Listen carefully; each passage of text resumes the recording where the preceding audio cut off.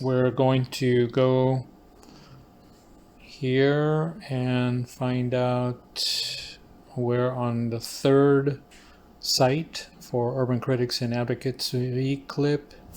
And as you can see, we're right in this area by the community gardens. And this is where we're located for that area. So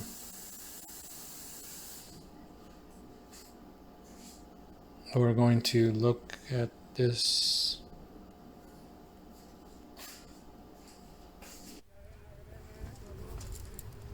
Hi again, we're here with the Urban Critics and Advocates channel. We're going to be talking about infrastructure, absence, and housing crisis in Surrey, BC, British Columbia. The issue is, as I said before in another clip, infrastructure building for adequate affordable housing. I start with years under the rule of our incessant speculative housing market. Recently, through the federal government funding announcement by CMHC, that's the Canada Mortgage and Housing Corporation, for its rapid housing initiative by the minister and the MLA and mayor for $16.4 million, creating 44 units owned by nonprofit housing society agent. This was long overdue housing to alleviate women's and kids at risk of homelessness and abuse. This is part of the $1 billion Canada-wide production of 3,000 affordable units.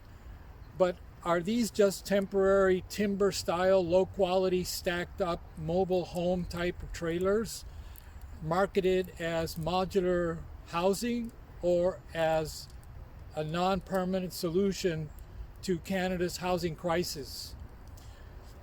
The contempt that BC government has for individual privatization is legend, like expired food at food banks putting up homeless in hotels, as if the poor are being punished for not having money. What is needed is high quality, permanent, stable housing stock, building community in modular concrete structures throughout Canada and North America. Currently, Italy, India, and China are heavily invested in innovative technical modular concrete structures. The question is, how can government best fund a high-quality public housing program?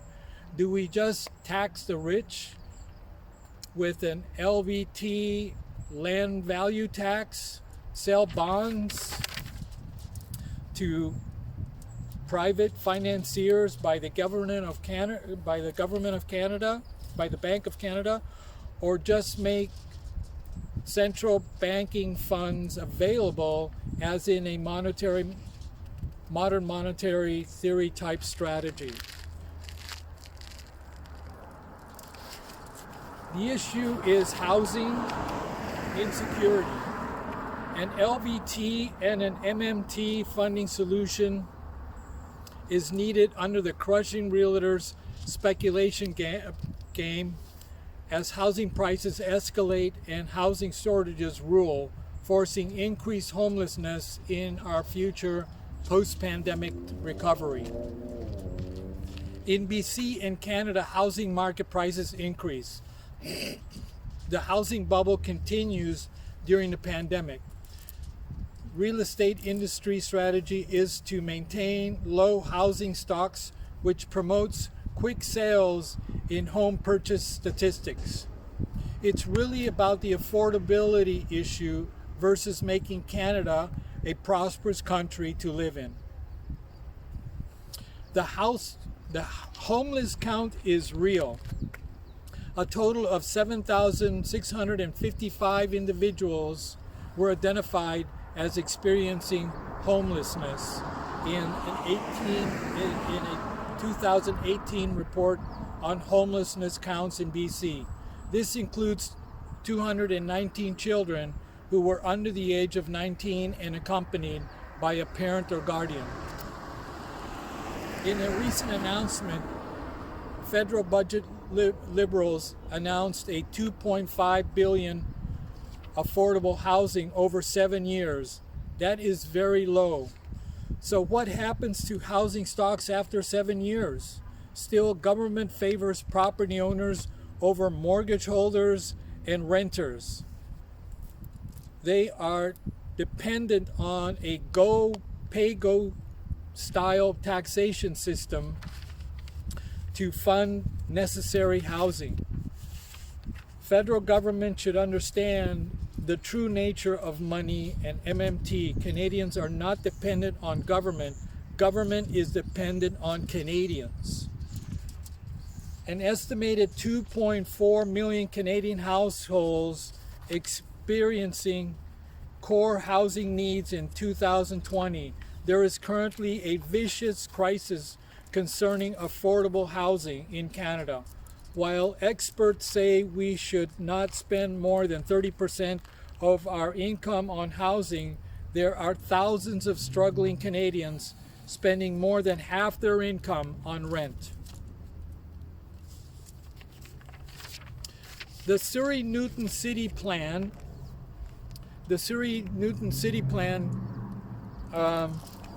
is the town center form, and it forms a vital part of the urban center within Metro Vancouver Regional Growth Strategy, or the RGS. As you're looking down here towards 72nd Avenue, it is the commercial, recreational, and cultural heart of the Newton community. Originally adopted in 1990, the Newton Town Center Plan was updated in 2020 under its citywide amenity contributions to affordable housing. I guess that would be the city's term for social housing. This is based on an old census, 2016 pre-pandemic. Development of new non-rental residential unit condos within Surrey are required, according to the plan, to provide $1,000 per unit in affordable housing fund. This money will be then used for development of new non-market housing. The NCP, the Newton Community Plan, states development cost charges, or the DCC, original revenues for full build-outs was $169 million.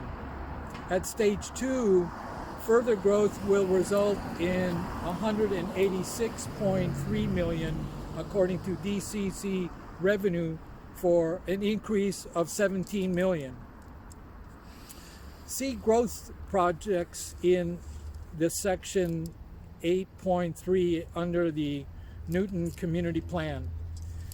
This seems like a minuscule amount, since feds love to offload development costs onto municipalities to raise funds. As everyone knows, even the Bank of Canada has issued a warning on the high price of housing. Our elected officials don't want to fix this important issue. Lastly, I want to make a plea. We need to vote smarter in BC to ensure that BC municipalities have the right to choose their own voting systems to drive to open democracy.